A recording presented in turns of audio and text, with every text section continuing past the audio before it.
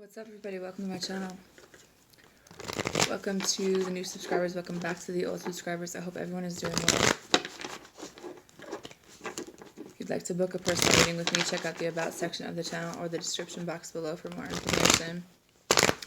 Doing some love readings, but there's actually been a lot of things coming out in these readings, so it's not just love, but for all the signs, I'm on the sign of Sagittarius. I actually started this reading and then my phone started glitching out, so this is take 2. You guys have a song, it's called I Hate You, I Love You by Nash, G-N-A-S-H, featuring Olivia O'Brien. That used to be my shit back in the day. I love that song. You have the Wheel as your first card.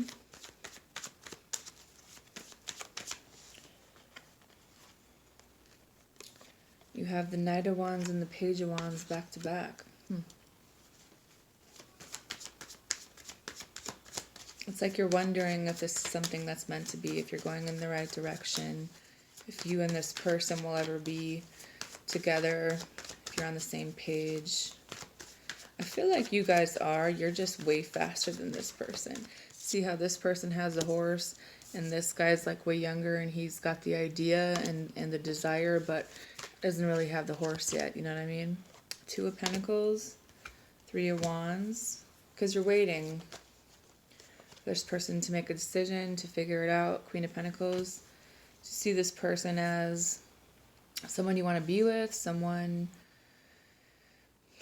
maybe you're waiting to talk to. Some of you guys might be a little bit rigid in the way this plays out. You have the World card. Could be at a distance from this person. 9 of Cups. Maybe it's necessary for you guys to be apart until someone figures out what truly makes them happy on their own. Because I feel like that was an issue. That and the 8 of Swords. But that and the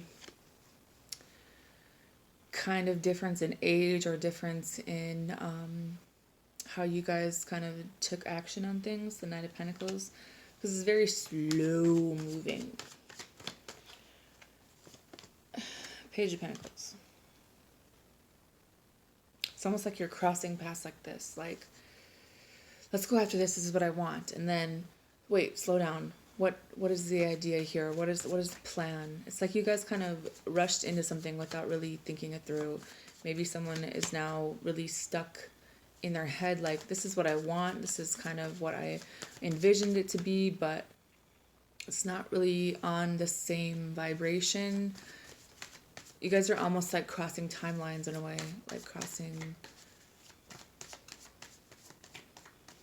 yeah, timelines. You guys are on different realms, kind of, so to speak, like you.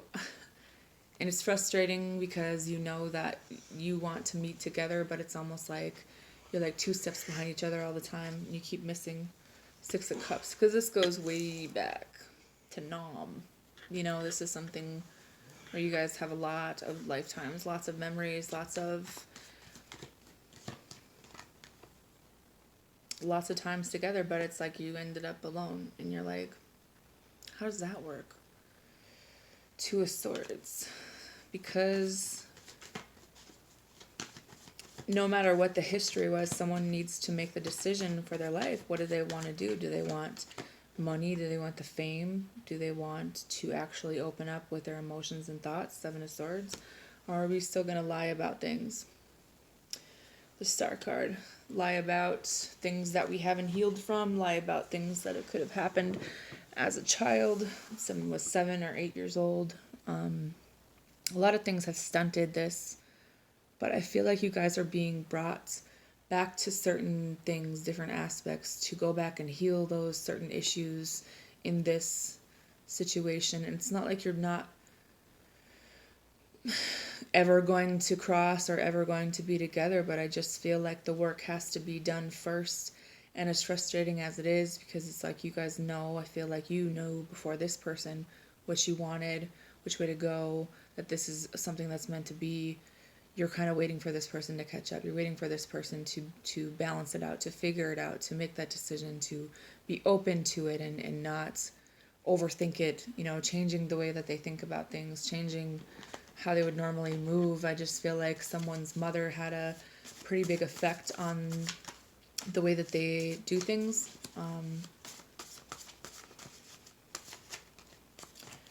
Someone's mother could be telling them, this isn't the right decision for your life, maybe you need to wait until later on in your lives. It says, I did love you.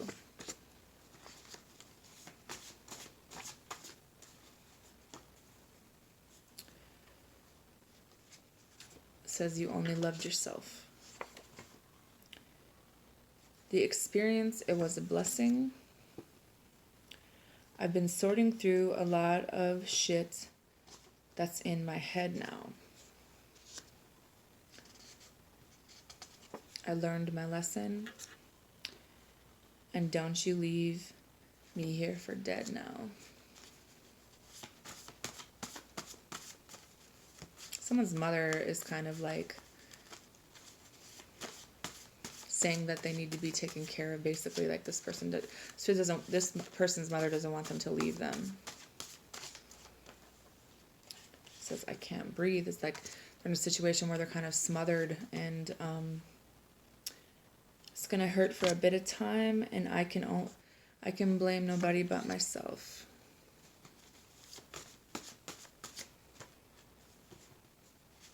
I need attention. And it says, you're kind of psycho, but I understand it. Going through a breakup. This could be a breakaway from someone's fucking family, or someone in their life who wasn't exactly honest about some things, maybe cheated on them. It says, I love everything about you. Now remember, these could be messages from this person's higher self. It doesn't necessarily mean this is where they're at right now. And I think a lot of people get that screwed up when we listen to these love readings on YouTube, where in order to be in this state of mind, we have to be vibrating on that. And we all have that person, but sometimes we vibrate at a lower way because we're going after our own selfish wants and needs, our ego. Ego death is a huge step, and a lot of people aren't able to overcome it because an ego is like a shell that we place ourselves in in a way to protect ourselves from all the things we don't want to experience again. But in a way, we're keeping all those things locked in that shell, and it's like self-sabotaging every relationship because of what we told ourselves we don't want to feel, or what we don't want to do again, or we don't want to see that, we don't want to deal with that type of thing. So I'm drinking more to think less. Liquor became a crutch. I needed to lose you to love me. So the time away from this person was necessary. This person needed to learn some life lessons on their own, because I feel like with the age difference and someone kind of knowing,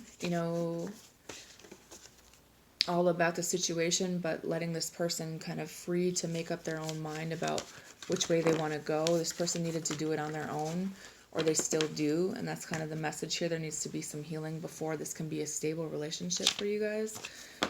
And it's just like you're dealing with kids, and for some people this could be something to do with your children. This person needed to go out and live their life on their own, you know what I mean? To figure out, what it is that they wanted, what it is that they needed, what they were looking for, doing some self-reflection on their own lives and selves, and they needed to do it on their own. So I feel like some lessons have been learned here. Maybe the hard way. Have faith. Embrace your power.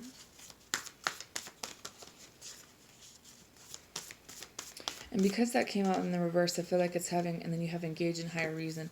Those two both came out in, okay. Here's what I'm getting. Trust the divine plan was in reverse as well. Some of you guys had put so much time, energy, like everything revolved around this person. You forgot about yourself. You let this person, that's the wrong way to say it. This person kind of took away your power in a way because you were trying so hard to get this person to see theirs, that it kind of dimmed yours, and you forgot who you were, and how powerful. And it's like it kind of messed with your self-esteem and stuff like that. And you weren't able to trust your intuition. You weren't able to trust your higher self because you didn't trust in the plan anymore, because it just didn't seem like it was going in the way that it was meant to.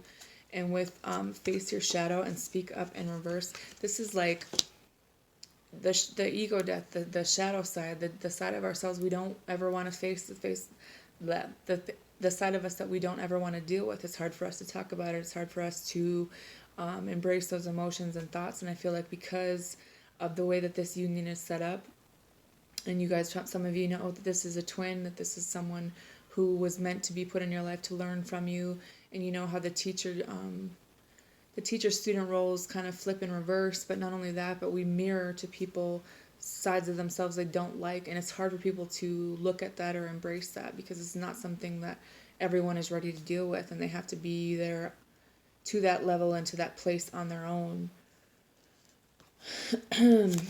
I'm going to read some of the meanings for these. I don't know about all of them because there's so many, but starting with have faith.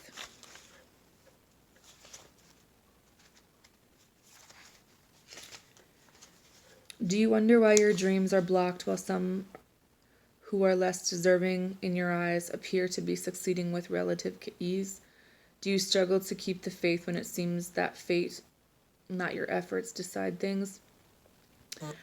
Take a deep breath and let your emotions regroup. You're presently learning that on a soul level, justice is operating at all times, even when life appears no more than the luck of the draw.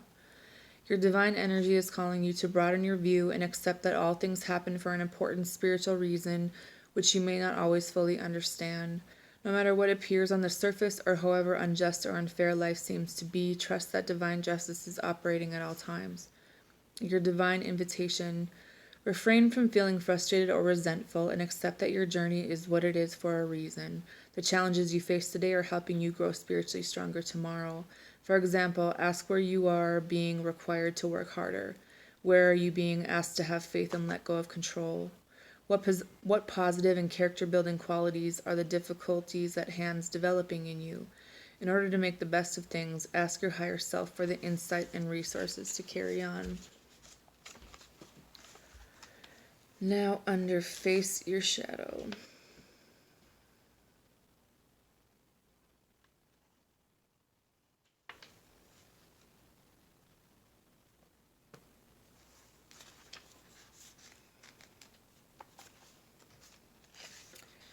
Be aware not to be so fixated on your own needs that you are insensitive to the needs of others. This causes unnecessary stress and estrangement from yourself and those around you. The frustration you may feel at the moment is a reflection of your own shadow, or those aspects of your nature that are wounded and fragmented. The opportunity for healing your shadow is at hand. Love yourself fully to step back into the light of your heart. Take a breath and give things a break. Be easy on yourself and others. Open your heart. The darkness inside is seeking the light. Allow this. Your divine energy is calling you to reorganize your shadow and take responsibility for the pain and misery that it's inflicting upon you and others. There is nothing happening that enough self-love and compassion for all will not relieve. Now is the time to acknowledge that your fear and neediness, and kindly bring your inner darkness into the light of self-love and acceptance. Your divine invitation: accept your shadow compassionately and see it accurately as your wounded inner child asking for more love and support. Reach out for the help you need and be open to receiving love and support without causing drama, anger, fear, resistance, or negativity. You are a beautiful being of light and love, and the rest is an illusion. Believe in your basic goodness and lovability and let love in. All right, I'll do Speak Up 295. Is there a divide between how you show yourself to the world and who you really are? In what areas are you hiding your true self? Your soul is turning up the inner pressure to stop hiding and honestly reveal yourself and how you genuinely feel.